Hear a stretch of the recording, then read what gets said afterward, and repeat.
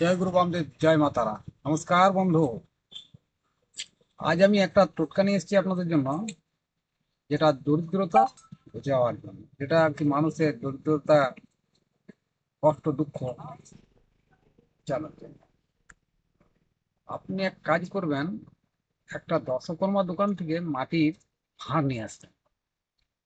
আর ভাঁড়টি দেখে নেবেন যেন খুঁত থাকে, যেন নিখুঁত থাকে আর কি, কোনোরকম ভাব খুঁত না থাকে, কালো বা ফাটা এরকম ভাব কিছু না থাকে।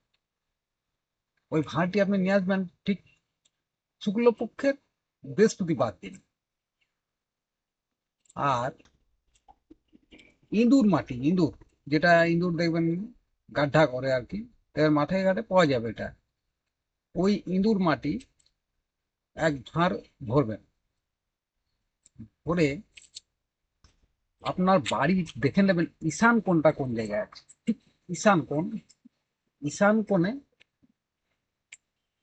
1 ফুট আন্দাজ, 1 ফুট আন্দাজ গর্ত করবেন। করে ওই ঈশান কোণে পুঁতে দেবেন। আর